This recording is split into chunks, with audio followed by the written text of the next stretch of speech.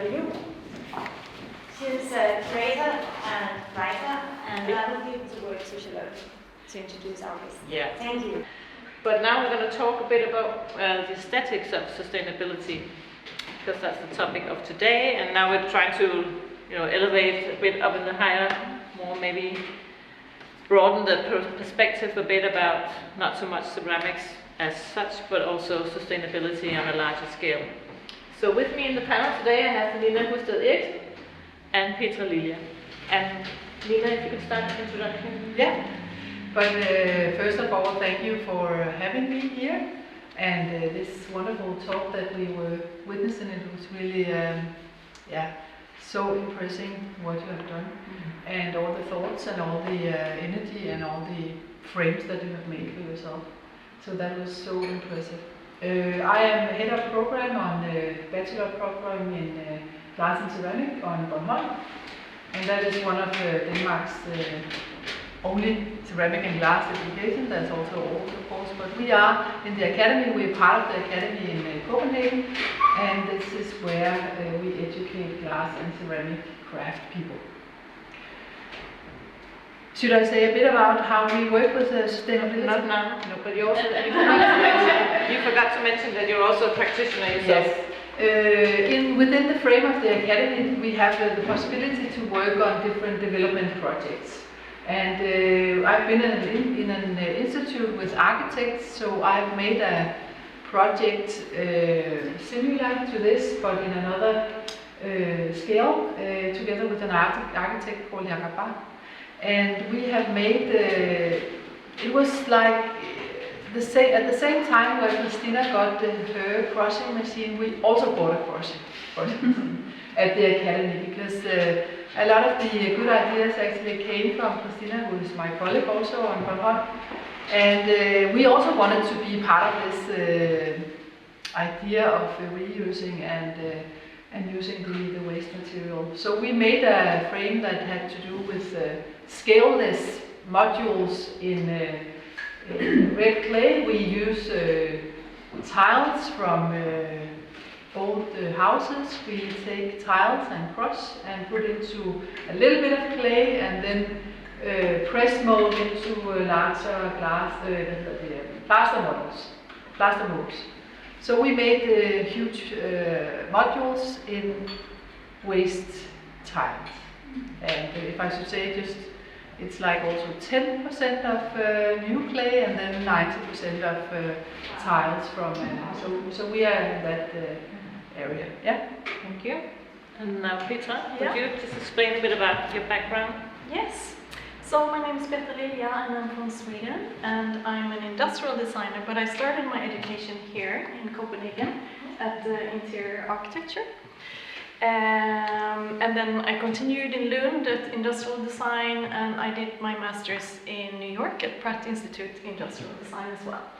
But now, most recently, I have graduated as a doctoral student from Konstfack in Stockholm. It's in the University of Arts, Crafts and Design, in a joint program also run by the Royal Institute of Technology, KTH, in Stockholm.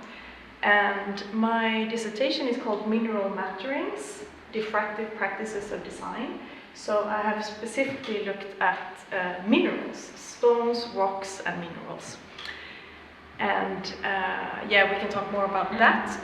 I'm not a ceramicist, so we have the other experts here tonight, and I'm super impressed and grateful for being asked to be in this great exhibition and talk. Yeah, and the talk is about sustainability and the aesthetics of it. That was your brief for us about, what is sustainable aesthetics, if you can say that. And I was just curious, Nina, maybe could you tell us a bit about how you work with sustainability among the glass and ceramic students at Bornholm? I can try. As long as you don't ask me to define sustainability. Okay, yeah. But there's been like a paradigm shift in the academy, in the school on Bornholm, because the whole thing about learning from the beginning to throw a pot, to blow a pot, or to start from the skills that makes you a skilled craftsman. It's been a bit turned around and has the power to also encourage the students to experiment. So they will begin their studies by experimenting. And that is colleague Maria and Christina who are in charge of this great project they will begin with, because the project is about going out and finding materials and understanding what they will do when you find them. So it's very much about being very close to collecting and doing and proceeding your own experiments within the school. And of course we also have like normal ceramic and glass projects, but if you can see that as a turnaround in the way that the students work, I would say that's very much what we do now. But I think also, like, was it 15 years ago, or you started using the UN sustainability goals? Yeah, we did. As a what do you say, mandatory practice at the school. You had to, as a student, you had to use at least 1 or 3 of the goals. It's you in Holmen. Okay, in Copenhagen. So you don't have that in the school. We it's don't not have mandatory. No, it's not mandatory. Okay. But of course, it is a practice also to look at resources as such. Yeah. But it's not connected to a bachelor project like that. Okay. I'll shut up then. No.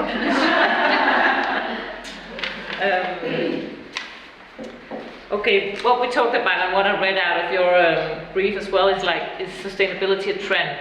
Is it something that we are very partaking with at this moment in time because of the climate crisis or whatever, or is it just, when we look at it in 30 years, is it gone, or are we into something else? Do you have a thought on that, Peter? Do you think it's sign of the times? Do you think it's a fleeing trend, or do you think it's here to stay as a thing you have to go deeply into? Yeah, there's so many parameters to take into consideration when we talk about sustainability, and of course when I studied in 3 different countries also, as you heard, there was nothing on the schedule concerning sustainability. The word was not even there. But I was interested in environmental issues even before I went into design as a young person. And now, of course, when I was educating myself as an industrial designer, designing for mass production, I also realized the consequences of mass production. And I felt I had a crisis, of course, as a young industrial designer, like also interested in the environment. So that was, actually I had to kind of, for a few years, ignore it completely, just go with the flow. No one else was really caring about that in the design business, right?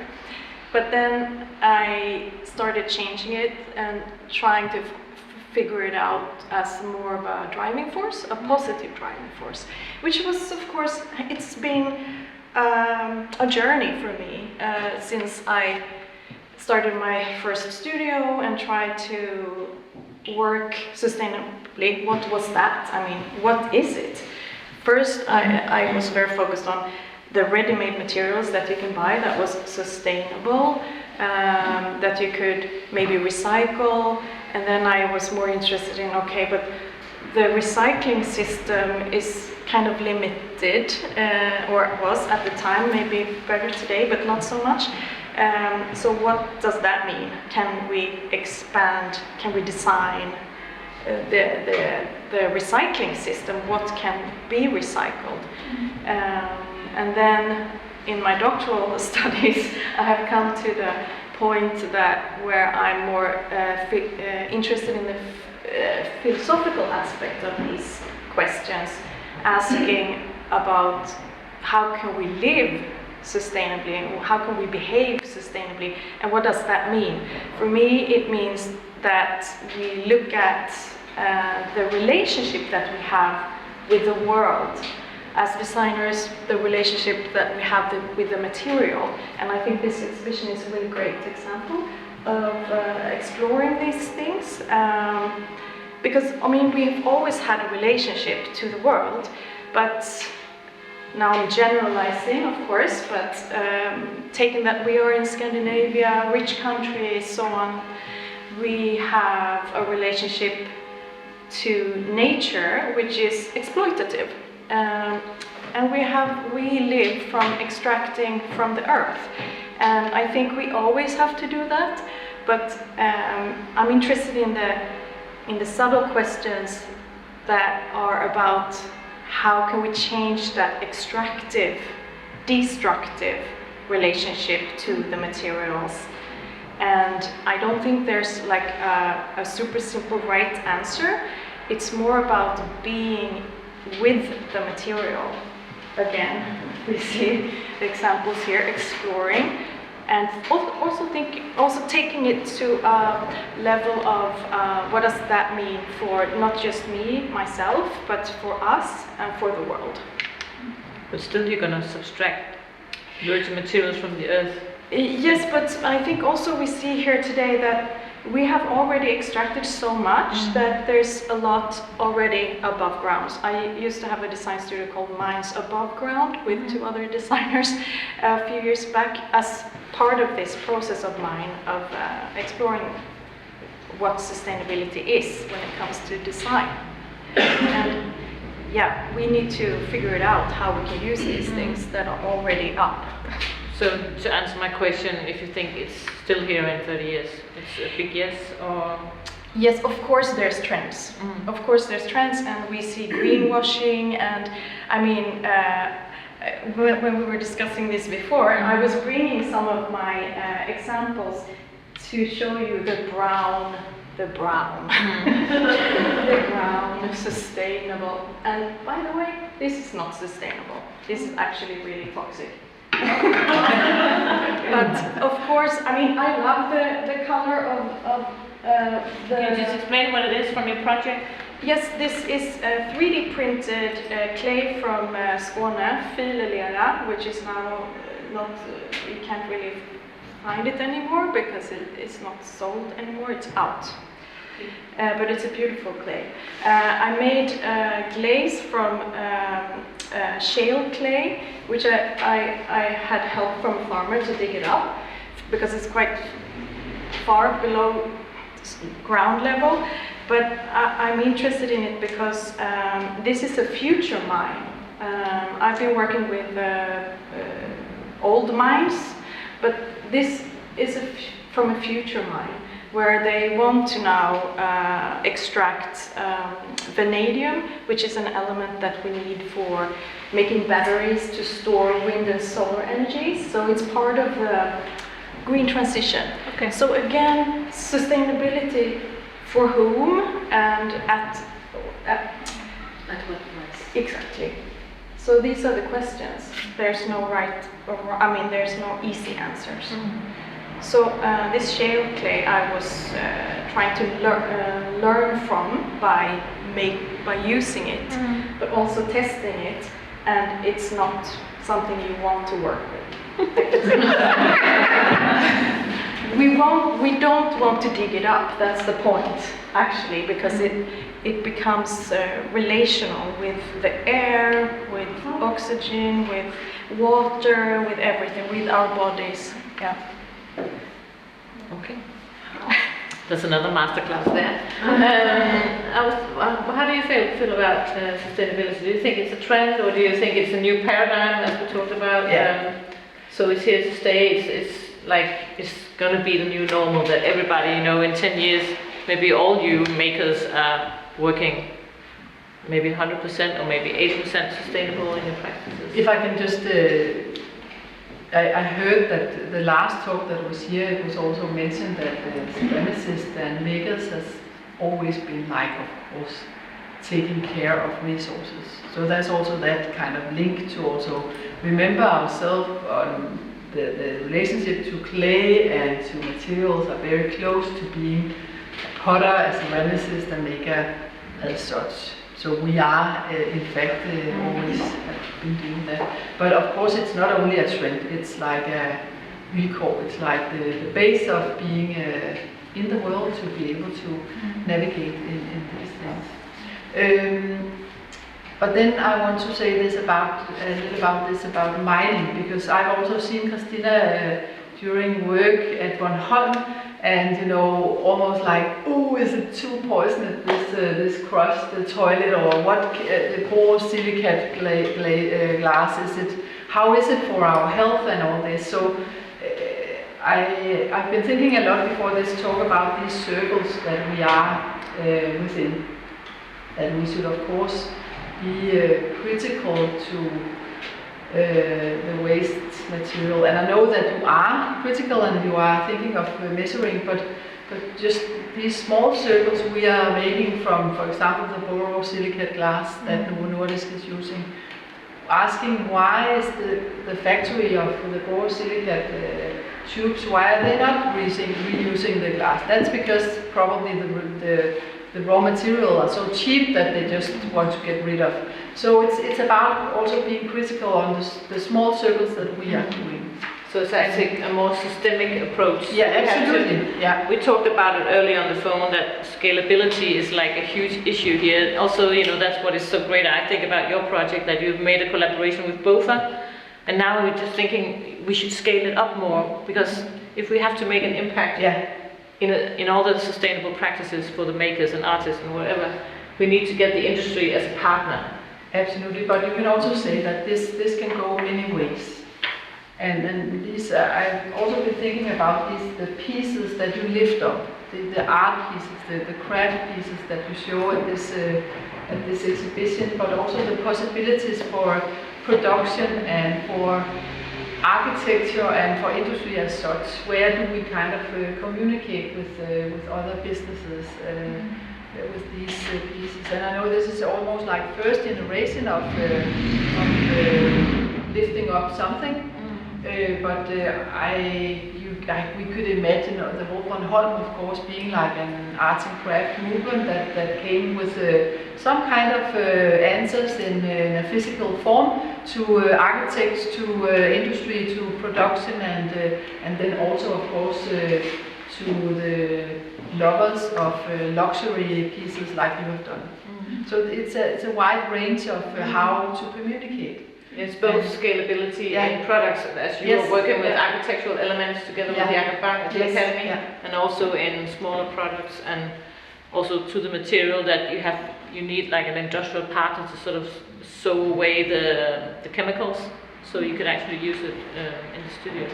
And it's the conversation between that is interesting at some point, and I think the stronger you get with the language in the shapes and the surfaces and all, the better the meeting will, of course.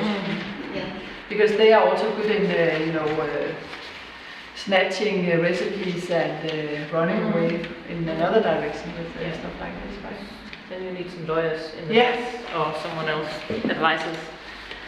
Do you think scalability is also the answer in a way to sort of expand in the scope of sustainability, so it maybe not nudging it more into society, but we talked about on the phone as well, like changing behavior. What can we do? How can we change the behavior in people's lives on a daily basis or on an industrial basis? Or well, I think we have to do both, but also everything, and maybe take small steps in every area. But I don't think, and I was actually, Nina, we were talking a little bit about scalability, and I think also we have to find our different roles in it, because it's difficult if you, as a craftsperson, get the request to just scale it up, but we need to find platforms to talk together. I think that is probably the most important thing, because I think in this example, in this exhibition, again, is a great example of innovation in material recycling and upcycling, and I think it's on a small scale, yes, but I'm sure it can be scaled up, and we all know why it's not scaled up. It's because what we have mentioned already, that the pure materials the virgin materials are too cheap or too easy to get, or it takes extra time. It's a lot more hassle to work with. Also, I talked with you, Maria, one time when you said, well, you work with sustainable glass, and you call it, I don't know the right term in English, but it's shorter to blow. So it's a lot more difficult to work with as a material than the virgin material. So of course it requires new methods, as you're talking about, Christina. So it's kind of revolutionized the practice or the methods, and also that may come to the school, because then you have to train your students or educate them in another way. So it's a whole ecosystem actually of new practices in a way, and new materials, and like a parallel kind of system. Yeah, and it's easy to see that the students coming to Bornholm, they actually don't have a clue on what they are standing on. They don't know where the clay is from, they don't know how much clay there's left, they don't know anything about raw material. Yep. They only have this vague idea on having a studio and doing pieces, and that's it. So also giving them the whole foundation of the relationship to materials, and understanding that if you dig a hole and take out the clay, it will not come back. No. Yeah, that's. Again, the relationship. Yeah. I think when I'm super happy to see how much of this is actually happening now in different educations and so on. And I'm also working at the moment at Linnaeus University in Sweden at the program's Design Plus Change, which is all about these kind of questions, these complex questions with no easy answers, and how to approach them through materiality, but also through thinking and writing, and also bringing in theory, because to kind of shift this way of thinking, and the mindset, and also being critical to the extractivist logic that we are part of, which is very hard to kind of escape from in society, because we're really part of, we're used to being able to buy materials from the store, and without really having to know where they're from, even if we are interested and we ask. Sometimes we can't get those answers even from the companies selling the materials. So it's that complicated with the globalized situation of extraction, shipping, and processing and shipping and putting together and so on and so on. Yeah, we can take a question. No, I was just gonna say that there is a big disconnection, and I think it's a recent disconnection. Like when you were saying we don't know from where we source, or where you are saying the students don't know, but this disconnection is new. So it's maybe 50 years, maybe a little less. So we can maybe restore. We can focus on working on the restoring that, which was sustainable by itself, and when you know your resources and your so it's a luxury problem. I mean, because it's been luxury to have all of these materials. It's the fast, Yeah, but still, I mean, also the discussion about ceramicists have always been very sensible with recycling the material, but they still high fire their ovens. So I mean, that's not sustainable. So it's not to romanticize all you ceramics people, because there's a lot of resources going into that, and that's one of the new paradigms that maybe you could burn the oven on a small temperature, low firing. Yeah, sorry, I don't know. But also, I mean, Also, for example, they systemically do 2 firings nowadays, but when you look back, they used to do 1 firing. Okay, it's more risky, you need to get to know more your materials, but you can do 1 firing. Yeah, you can, but that's again my point from earlier. That's the fast, that's the easy, fast. But that's another way of reintroducing new old methods in education or in. Okay, one question. But for example, I'm not agreeing about sustainability by no-firing. For me, that's not a truth, because if you high-fire things, they last much longer. Okay. So if you low-fire things, So that's also a question, I think. So that's more like aesthetic sustainability for the long term, you mean? Yeah. So they will last longer, the products. Yeah, that's also a consideration. I heard an anecdote, it's an anecdote, I don't know where it comes from, but some country, not Europe, where a person was selling coffee on the street and making the cups on a small wheel, drying in the sun.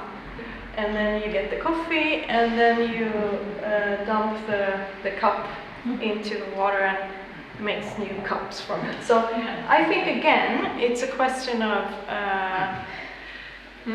perspective and what is it for, and again also what's at stake when we make things and for whom. So we have to consider more than ourselves and our interest in what we make. There's one thing that's on my heart, and that is the actual pieces in itself, if it has the narrative of sustainability or if it has the narrative of the maker's voice. And we have like Signe Fensholt, who's a gallerist, and I discussed it with Bettina today. And I think it's interesting also to remember that the craft person's voice is important. That it's not a wrap of sustainability, but it's like the base that we are working in, and then the voice comes next. Because I think we see some excellent pieces here also that has the luxury, the voice to a buyer or a collector of ceramic pieces. So I think we also should remember that it's divided in more than just sustainable aesthetic, but also ceramics aesthetic. Yeah, let's take you, and then I get to you after, because I think that's an answer for, What we also talk about is, because it doesn't matter if this piece is made sustainable or not, for anything actually. But if I as a gallerist get it to a client, then we will start talking about materials. And my experience is the clients, they like the pieces because of the shape, because of the name of the artist, because it fits to their sofa or whatever. But when a piece like this, I have to talk with them about how it's made, what is the story behind it, where the material is coming from. So it's actually also to teach the clients, even though it's the high-end, even though this piece doesn't make any difference, then you teach people that they have to be aware of where everything comes from. So when they go and buy their shoes, they think about where they come from, where they go buy their clothes. So it's just also an education to take the clients and the buyers through. So it's an extra layer of narrative that goes into the art piece, but also a way of sort of educate them, becoming aware of the problems. Where things come from. Yeah. I just had an idea that was a little bit in another corner, that this scaling up, that if you had a collaboration with a country that can't take virgin material because they don't have the money, where the waste for them would be cheap because they have waste, but they can't. I mean, they don't have so much money, so for them it's easier to use old crushed sinks and so on, if you understand what I mean, and then take the experience of our world, you persons who start to work with this expertise. Exactly. It was just It's a super good. So like an exchange. exchange. So the people who really do it, because for them it's economy, and for us it's sustainability. So it's different perspectives and different motives of sort of working with it. Drive something across. Where they don't have the money to. You have to raise your hand, and we have actually Maria over here, so, and you can. I don't need to make I'll just take one last question from Maria, and then we're going to continue, and then maybe you have time. Just a comment for this particular point. Yeah. I teach sustainability to glass and ceramic students in Bornholm, as mentioned before. And what I find is quite interesting is that very often we actually learn from the poor countries when we're talking about sustainability, because they have practices that are sustainable by nature, because maybe because of the financial thing, but also because sometimes they are better connected in communities than we are in the West. So very often, when I send my students out to do research, they actually come back and say, can we introduce you to this operation in Mexico, or can we introduce you to this thing that they're doing in the Virgin Islands? Or because when we go to these places, they have the knowledge. And I think that's really interesting how we think of ourselves as the people who would supply the knowledge to the poor countries. That's not how it works here. Yeah, thank you for that, Maria. Okay, one because she's like the boss, so that she gets the question, and then we're just gonna go and have a final question for the panel afterwards. So yeah, you go on.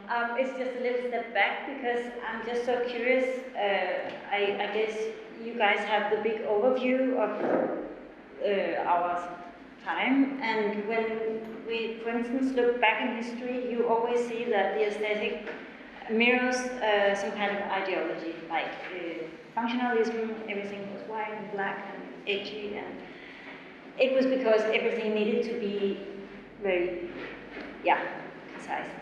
So what you see now, can you see from an overall perspective that we express ourselves in a very special way, connected to sustainability?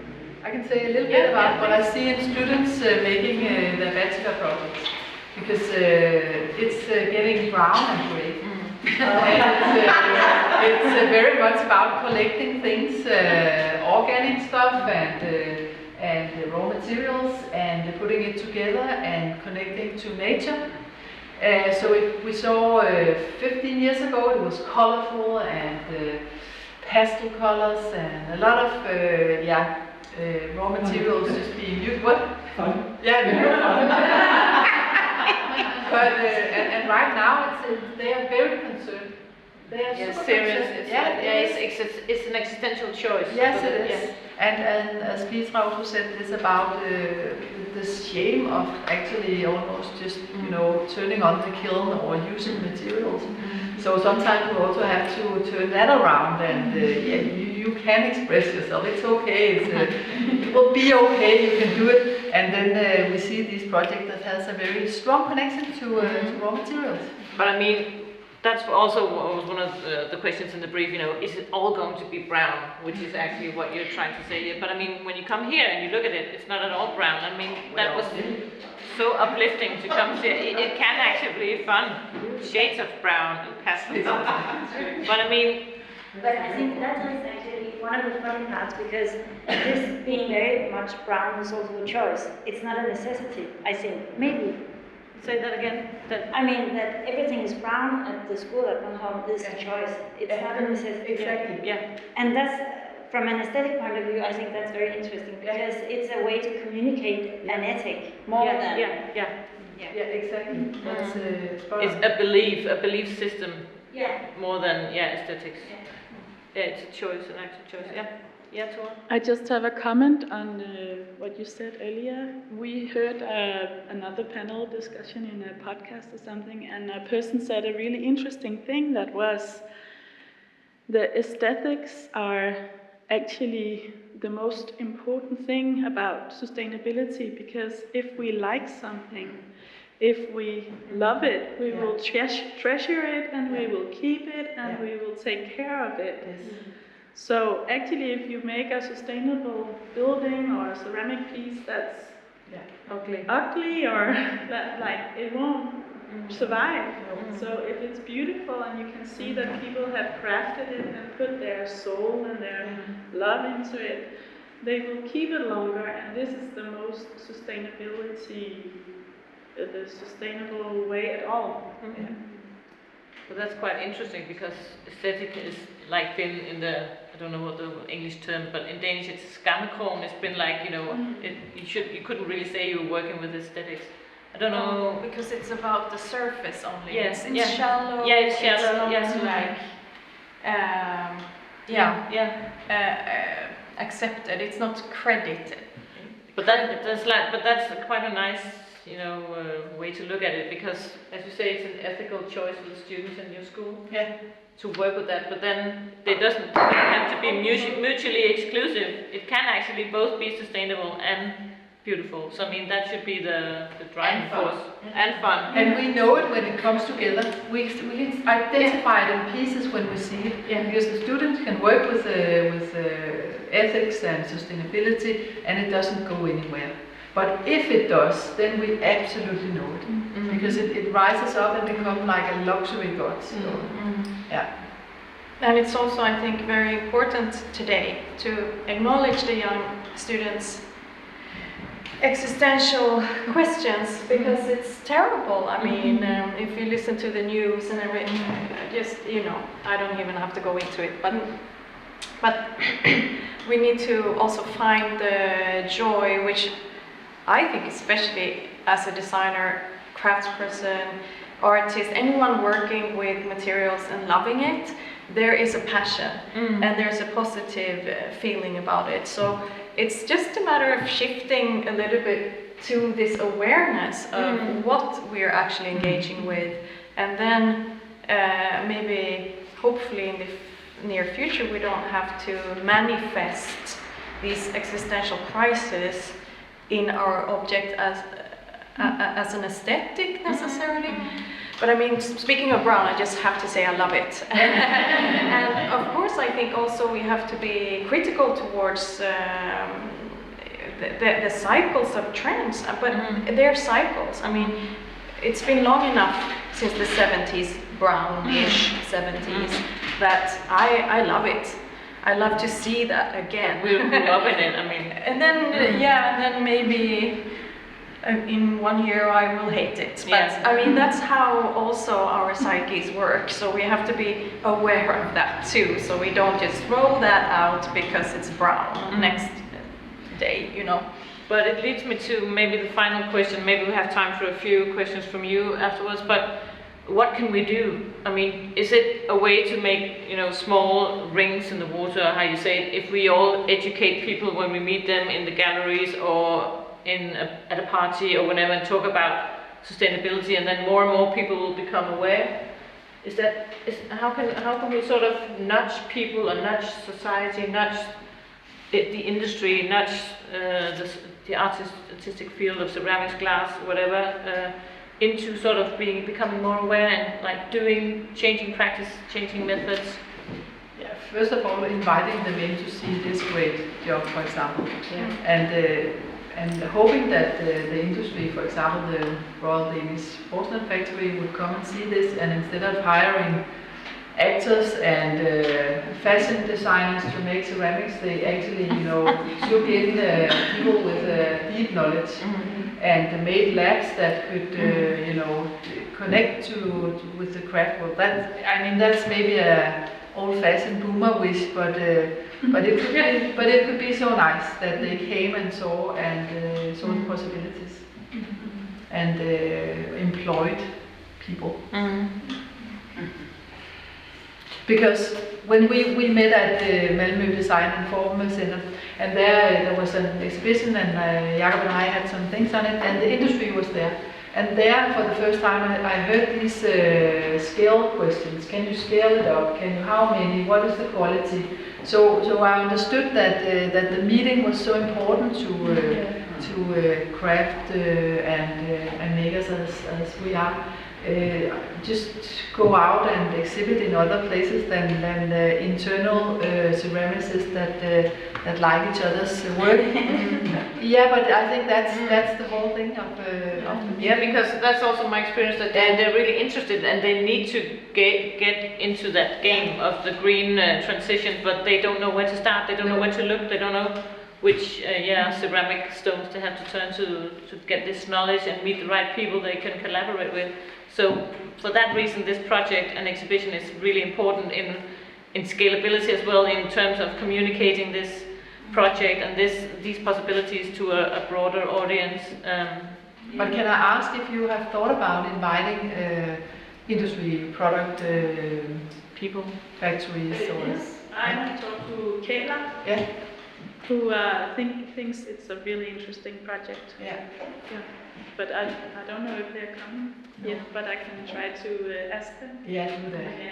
Yeah. But no, that's also why it's important to document all these things that are going on in regards to this context and this exhibition, because then you can sort of throw them a link saying, you can take a deep dive into this area, and we're happy to, inform you about all our experiments. So I just know they're very interested. Yeah. They thought it sounded really, and they wanted to hear about it. Yeah. And also that's a cornerstone in your project, the generosity of it, that you've made these recipes accessible for people if they want to know more about it. So I mean, that's a huge, big step into approaching the industry as well. I also think that maybe architects can be some kind of a icebreaker or somebody in between. And at the opening here, I actually talked with an architect working with sustainable buildings, and I think we are going to connect. Because Shivanas and Bornholm are not going to use 80 tons every year. So we really have to connect to somebody else, because there's so much potential. It is. So we have two questions here. Let's start here because she's overdue. No, I was just gonna say it would be interesting during the 3 days of design to have a spot somewhere, because where there will be a lot of designers, international designers and local designers, and maybe you should, to bridge. Because the question is about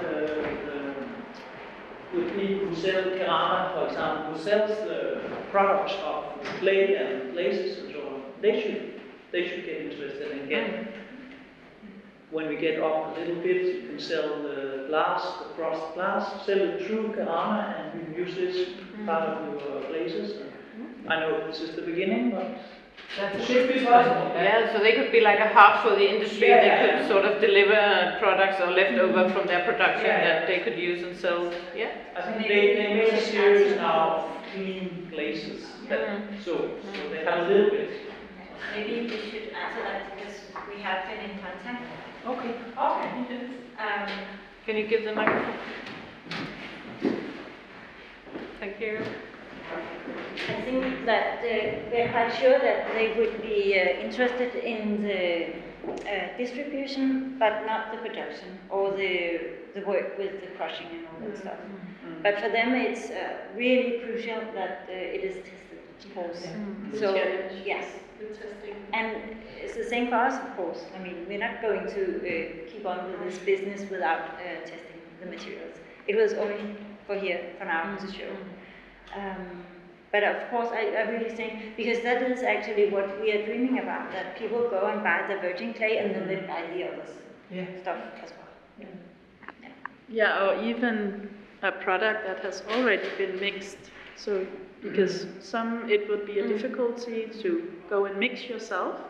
So if you can buy a product that already contains 50% reused material, it would be great. How much can you crush in a day? How many kilos? With the crusher I have like a lab crusher, and it can crush maybe 5 kilos an hour. Yeah. And that's to the very, very fine, like 120 mesh size, or maybe 100 mesh. So that's not asking for big production. No. But I am actually already selling some crush materials. So if anyone are interested, you can always contact me. But I can't provide like huge amounts. No. But for studio tests in small amounts, I can help. Yeah. And what is the noise? It's okay. We have a question here. Yeah, because it's not so much about statistics as well. I forgot to ask before. Is this can these with the grain can they spray glaze, or is it only dipping it, or how does it work? Well, these are made with the granite, and it's so finely crusted that you can spray. You spray that. Yeah. And this one, the like white loose thing, is made with normal glass, and it's also sprayed. Yeah.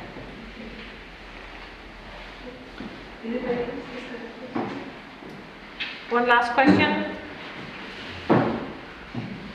Okay. Yeah. I went to a sort of a day with what's called Bornholm Business Center for new starters, companies who want to start up, and it was a day where we told how to get investors and things. And one thing they say was there is nobody in this country starting new companies and getting investors who is not thinking about green technology and reuse and it doesn't have a chance in the world to start a company now without having all these things, and especially in the production things. So this will come. You have done a big work for someone else, but it will definitely come in the future. So it's not only a trend. Thank you. Also, just one last word. You said, I think last Thursday when we had the other talk, that it's a requirement from the state now that all the companies have to reuse their own material. If Novo produces these glasses, they have to reuse them themselves. They can't just get rid of it. Isn't that right, you said? I think either that or they have to know how to reuse it. Or like how to sort it. They need to have a plan for reusing. So that's a step in the right direction. Yeah. Do you have, Sweden is always a bit more strict, I think. Well, that's at least my prejudice. Do you have things like that already? I don't know actually any details like that. I'm getting out of my bubble now, so I'll look it up. But I mean, I just read in the newspaper on textiles, and Ingrid, you're here also doing pioneering work when it comes to sustainability, spreading the word with exhibitions and so on in Sweden. And now I read about there was a big investment in recycling clothes, textiles in Malmö. They spent a lot of money, and now it's just not working for some reason. So they shut it down? Yeah, it's kind of waiting for someone else to buy it and invest even more money and so on. So it's not always so great, and we burn most of the trash or sell it. So still a long way. Yeah. It goes back and forth and maybe a little forward. One last question from Christina. I said that 3 times now. The time is you're gonna get picked up. I was just thinking about like when we are working like this, we are in general working with sustainable materials. It's just a lot of work. So even though we might get the materials for free, it takes a long time. Yeah. So are we ready to pay more for these things? Because it just takes a lot more time to make. That's That could be a deal breaker, really. No, we will. We will do that. I think, you used old things, it should be cheap, right? Yeah, but I spent 10 times more hours. But I think it's a deal breaker for people. I think that's what I think, but I don't know if anyone else feels that way. The craft people start taking more money for their stuff. Yeah. Selling it too cheap. But I think this is just beginning. I'm sure that we are finding an efficient way because right now the BOFA is paying to get rid of their garbage. So I mean, we just have to see the whole picture. I think it should be the new normal. But all companies should pay to get rid of the garbage, and that's also what I see when I'm advising in the startup hub at the Royal Danish Academy. That some of the new startups, they actually made a business model where they make money. If a company has to pay, say, 100 kroner to get rid of some garbage, they say, well, we take it for 50, and then they get money and free material. So they make a business model out of that, and that's new ways and new methods and new pioneering stuff. So I mean, there is a way, and that's positive. And of course, there's a political layer that's so necessary.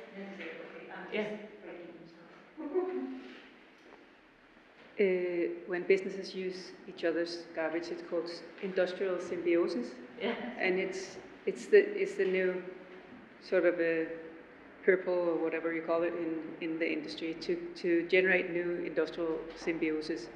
And of course it's been happening historically as well, because garbage is cheaper than in certain areas.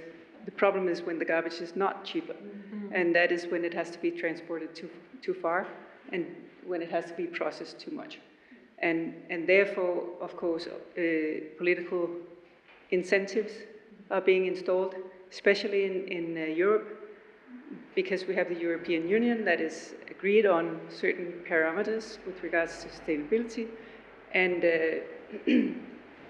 and that's also why we see that the European Union is requiring companies with over 100 employees to begin to account for their waste streams, as well as for their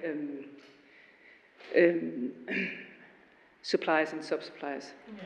So there are rules and regulations that are being installed as we speak, which will make it much more expensive to get rid of the garbage, which is also going to make it much more expensive to extract virgin materials, which is the only way that it's going to be possible for people to generate business models that can survive, because otherwise digging materials out of the ground that has no value, because as of now in most places in the world you can dig stuff out of the ground and the only cost you have is for the machinery that needs to be installed in order to dig it out, but you don't actually pay for the stuff that you're pulling out of the ground. That's the major problem within sustainability, is that we don't consider the material itself valuable. And as long as that's going on, we're working against something that's much larger than ourselves, but it is beginning to sort of materialize itself into people's minds that maybe materials are worth something, and there are political incentives coming as we speak, but it's uphill. It's a bit slow. It's too slow. Thank you. I think on that note, thank you so much, everybody, for coming and joining and being so active in your questioning. That's fantastic. And thank you for this beautiful exhibition and for inviting us. And I think for us three, it's a very great thank you to all of you waiting, and for you to be so patient, and for your nice words. Yeah, keep up the good work.